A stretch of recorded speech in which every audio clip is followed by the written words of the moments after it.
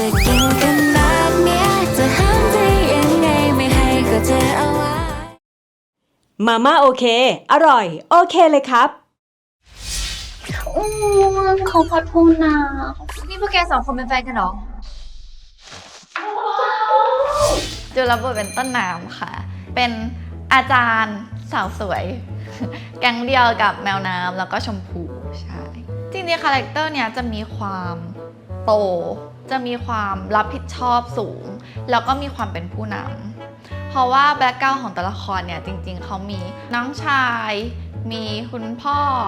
คุณแม่ที่เขาจะต้องแบบดูแลอะไรเงี้ยพอด้วยความที่เป็นเจนเทลเป็นพี่สาวอะมันก็จะมีความรับผิดชอบเยอะขึ้นนิดนึงอย่างหนึ่งอะคือลักษณะของตัวละครคือจะเป็นคนยอมคนมากๆซึ่งโดยปกติแล้วอะจูนก็เป็นคนยอมคนแต่ในเรื่องที่สมควรยอมบางเรื่องที่รู้สึกว่าเฮ้ยไม่ยอมก็จะไม่ยอมแต่อันเนี้ยค่อนข้างที่จะยอมหลายๆเรื่องเลยกับคนที่เรารู้สึกว่าเราอยากจะยอมซึ่งเราเลยรู้สึกว่าเฮ้ยมันยากเหมือนกันนะบางทีที่เราแบบเราต้องทำความเข้าใจตัวละครมากๆอะว่าเขายอมเพราะอะไรมันมีเหตุผลมากกว่าที่ทุกคนแบบเห็นผิวเผินอะไรเงี้ยใช่หนูว่ามันมีความเหมือนพี่จูนสูงเหมือนกันนะแบบในความแบบเป็นผู้นำในความเป็นผู้ใหญ่มากกว่าหรือว่าในความที่อยู่ต่อหน้าคนเป็นแบบนึงอยู่กับหนูเป็นอีกแบบนึงอะไรอย่างเงี้ยค่ะคือด้วยความที่จูนก็มีน้องชายอะจูนเลยรู้สึกว่าจูนต้องโฮเดอร์หลายๆอย่างแบบโฮน้องให้อยู่ตอนที่แบบถ่ายซีนกับน้องอะพี่กอบจะค่อนข้างแบบให้อิสระมากเพราะจูนก็จะครีเอทว่าอ๋อจริงๆแล้วตอนจูนอยู่กับน้องอะจูนทำแบบนี้อะไรเงี้ยก็ขายพี่กอบไปแล้วพี่กอบก็แบบจะแบบโอเคเอาซื้ออะไรเงี้ยใช่อันนี้เหมือนใช่จริง manifesting แปลว่าฉันรักเธอเธอรักฉันอยากให้เปลี่ยนก็มาเปลี่ยนให้ดีลายมาก เรื่องนี้รับบทเป็นชมพูค่ะชมพูก็เป็นอาจารย์มหาลัยค่ะแล้วก็เป็นคนที่มีความร่าเริงน่ารักสดใสแล้วก็เป็นคนมองโลกในแง่ดีมากๆเป็นคนใช้หัวใจในการตัดสินใจใช้ความรู้สึกในการตัดสินใจรับฟังความรู้สึกของตัวเองมากๆค่ะชมพูเนี่ยจริงๆอาจจะมีความเอาแต่ใจนิดนึงตามสไตล์ผู้หญิงแบบผู้หญิงอะไรเงี้ยเนาะแต่เราก็เข้าใจในความเป็นเขาอะไรเงี้ยเขาเป็นคนน่ารักเขาเป็นดวงอาทิตย์เขาเป็นความสดใสส่วนงานอดิเรกเหรอส่วนใหญ่ก็จะอยู่กับต้นน้ำแล้วก็อยู่กับแมวน้ำค่ะเป็นเด็กแก๊งสามสาวอาจารย์มหาลัยก็คือมันก็ต้องมีสอนมีซีนที่แบบว่าเราต้องแบบคุยกับนักศึกษาอะไรอย่างเงี้ยแล้วก็ต้องมีความวางมาดให้โตแต่ว่าในเรื่องเนี่ยถ้าเทียบกันในบรรดา3คนเราจะเป็นอาจารย์ที่ใจดีที่สุดอะไรอย่างเงี้ยก็จะมีความแบบว่าไม่ได้เคร่งกับนักศึกษาอะไรมากมายคุยกับนักศึกษาเหมือนเป็นเพื่อนซะมากกว่าอะไรอย่างเงี้ยค่ะอย่างมิวนิกอย่างเงี้ยคนจะคิดว่าแบบเฮ้ยเด็กปะแบบภาพลักษณ์ดูเด็กๆแต่จริงน้องเป็นคนความคิดโตแล้วก็มีนิสัยบางนิสัยที่มันโตมากๆเพราะงั้นชมพูไม่ได้ขัดกับมิวนิกเลยแต่อาจจะขัดกับสภาพเขาเรียกว่าอะไรร่างกายของน้องที่น้องเป็นคนแบบเสียงเล็กอะไรเงี้ยบางทีก็จะมีแบบว่าพี่ก๊อฟอาจจะแบบเพิ่มเลเวลเสียงนิดนึงอะไรอย่างเงี้ยให้มันแบบเฮ้ยอยู่ตามสถานการณ์ต่างๆเสียงมิวนิกจะต้องไม่เหมือนกันอะไรจริงๆตอนแรกอะเหมือนจะง่ายนะคะแต่พอได้เริ่มถ่ายแล้วอะค่อนข้างยากเลยเพราะว่า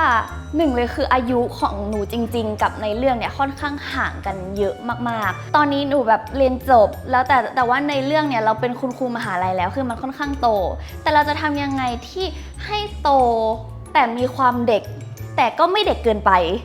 ซึ่งอันนี้คือบาลานซ์ที่แบบหายากมากๆคือด้วยน้ำเสียงหนูอะไรอย่างเงี้ยเป็นคนที่ดูเด็กอยู่แล้วแต่พอ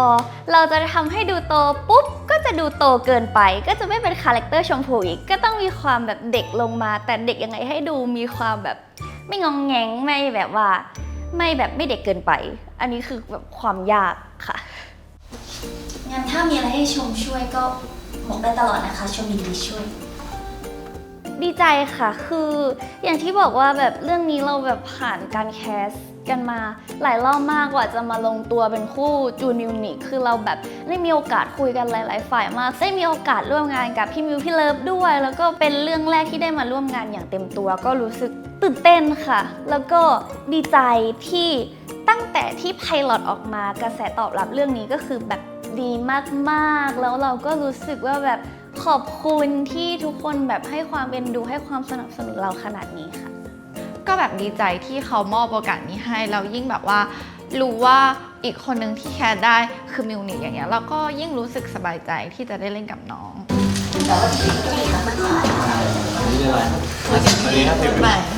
จริงๆในตัวละครเนี้ยหลักๆคือเราก็คือจะเป็นตัวที่มีความสัมพันธ์กับต้นน้ำก็คือพี่จูนมันเป็นความสัมพันธ์ที่หนูว่าหลายๆคู่กำลังเผชิญอยู่แต่เรายังบอกไม่ได้ว่ามันเป็นความสัมพันธ์รูปแบบไหนเนาะแต่หนูรู้สึกว่ามันน่าจะโดนใจหลายๆคนมากๆเลยแล้วก็บางทีมันอาจจะเป็นแมสเสจให้กับคนที่ยังไม่เข้าใจความรักในรูปแบบนี้ด้วยก็ได้ค่ะ สิ่งที่แปลกใหม่ในความสัมพันธ์ของต้นน้ำกับชมพูเนี่ยคือภายนอกมันจะเป็นอีกแบบหนึ่งแต่พออยู่ด้วยกันสองคนน่ะทุกคนจะได้เห็นอีกมุมหนึ่งของต้นน้ำและอีกมุมหนึ่งของชมพูที่อาจจะไม่ได้เห็นในจูมิวนิกเหมือนกันมันจะมีความเกินเบอร์ไปกว่าจูมิวนิกมากๆก็อยากให้ทุกคนรอดูว่ามันจะแบบหวานจนหน้าหมันไส้แค่ไหนในเรื่อง2คนนี้มิวนิกจะเป็นคนที่พยายามทำทุกอย่างให้ออกมาดีแต่จูนก็จะเป็นคนที่แบบเธอทำอย่างนี้สิเธอต้องมีความคิดเป็นของตัวเองบ้างอะไรประมาณนี้ค่ะที่มันหมุกได้เจอก็ค่อนข้างจะเขาจะทะเลาะกันเยอะในเรื่องก็เป็นคู่ที่พ่อแง่แม่งอน คนหนึงงอนคนหนึงง้ออะไรอย่างเงี้ยขี้อ้อนอีกคนหนึงก็แบบต่ำใจอะไรแบบนั้นค่ะ ใช่แน่ๆ แกชอบในเด็กแมวน้ำนั่นแล้วใช่ปะ ในเรื่องคุณวาลานชำพลอยรับบทเป็นเนยค่ะเป็นทนายเพื่อนสนิทของคุณวานค่ะคาแรคเตอร์ของเนยก็จะเป็นคนที่แบบสดใสร่าเริงเวลาอยู่กับเพื่อนค่ะแต่ว่ามีอย่างหนึ่งที่เนยจะเป็นจุดเด่นเลยคือเป็นคนที่ไฟท์กับเรื่องถูกกับผิดมากๆอันนี้คือสำคัญมากสำหรับเนยค่ะก็รู้สึกว่าเนยเข้ากับพี่พลอยพอสมควรเพราะว่าด้วยความเขาดูเนิร์ดแต่เขาก็จะมี energy บางอย่างที่แบบจะวีนบ่นแต่เป็นการวีนแบบบ่นแล้วก็เป็นห่วงอะค่ะมันเหมือนแสดงความเป็นห่วงเราขึ้นมาแล้วก็จะรู้แล้วว่าที่พูดอย่างเงี้ยแสดงว่าเป็นห่วงเราสามารถที่จะทิ้งตัวกับเขาได้สามารถที่จะแบบงอแงกับเขาได้เพราะว่าสนิทกันระดับหนึ่งค่ะ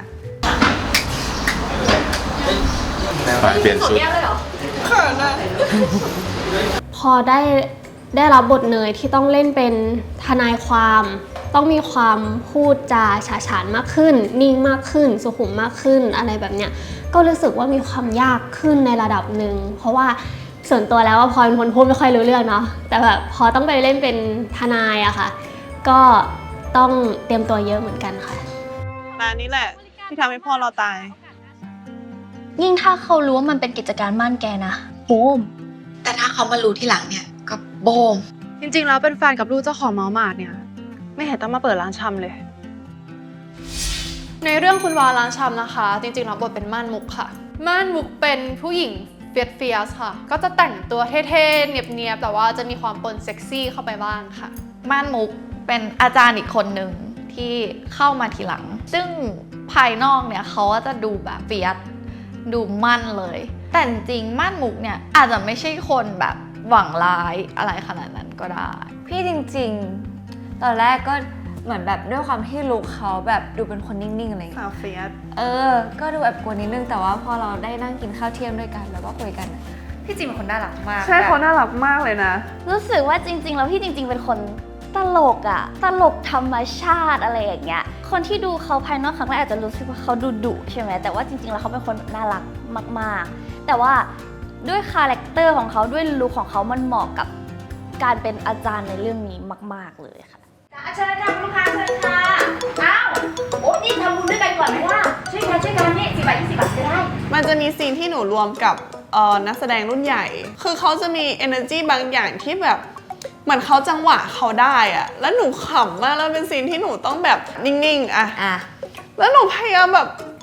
บีบมือตัวเองอะเขาหนูเป็นคนเส้นตื้นแล้วหนูก็จะขำออกมาอย่างเงี้ยเขามีความสามารถด้านนี้คือจังหวะเขาดีรับส่งเขาดีมากพี่ภูก็พูดใต้ได้ผมรู้เรย์แบบแดงตรงแดงได้แต่พูดจับหัวเป็นคนใต้นะคนละจังหวะเมื่อกี้ที่บอกว่าใช่อะคนใต้อินโตคนนะคนใต้เจอพี่ชมพู่ค่ะชมพู่ก่อนบ่ายใช่เพราะเขาเล่นเป็นแม่ชมพู่พี่ชมพู่ตลกมากแล้วเขาเต็มที่กับการทำงานมากแบบเราแสดงกับเขาอะเรารู้เลยว่าเขา